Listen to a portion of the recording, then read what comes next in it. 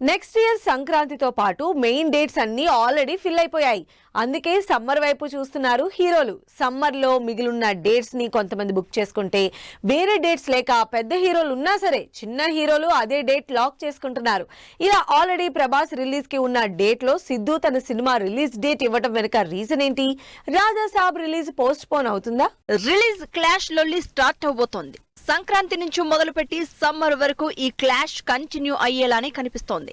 మిగిలిన సినిమాల సంగతి ఎలా ఉన్నా ఏప్రిల్ 10th రిలీజ్ డేట్ కోసం మాత్రం ఫుల్ గా పోటీ పడుతున్నారు హీరోలు. ఆల్రెడీ ప్రభాస్ ఏప్రిల్ 10th రాజా సాబ్ వస్తుందని అనౌన్స్ చేసినా, అదే డేట్ కి సిద్ధు జొన్నలగడ్డ బొమ్మరిల్లు భాస్కర్ డైరెక్షన్ లో చేస్తున్న తన upcoming movie Jack release poster వేసి అందరికి షాక్ ఇచ్చారు. April 10th Maruti Prabhas combination లో తెరకెక్కుతున్న రాజా సాబ్ రిలీజ్ అవుతోందని చాలా కాలం క్రితమే అనౌన్స్ చేశారు. ప్రభాస్ డేట్ ఇచ్చాక ఇక ఆ డేట్ కి దరిదాపుల్లో వచ్చే రిస్క్ జనరల్ గా చెయ్యరు. అయితే సిద్ధు ఏకంగా అదే రోజు జాక్ మూవీ రిలీజ్ ఇచ్చేశాడు. దీంతో ప్రభాస్ సినిమా పోస్ట్ పోన్ అవుతుందంటూ టాక్ నడుస్తోంది.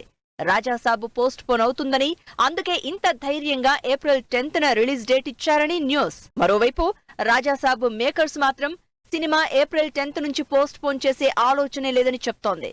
రాజాసాబ్ రిలీజ్ ఇప్పటికే లేట్ అయిందని, నెక్స్ట్ సంక్రాంతికి థియేటర్లోకి రావాల్సిన రాజాసాబ్ సమ్మర్ కి షిఫ్ట్ అయిందని, ఇలాంటి పరిస్థితుల్లో ఏప్రిల్ 10th సినిమా రిలీజ్ అవుతుందని చెప్తోంది.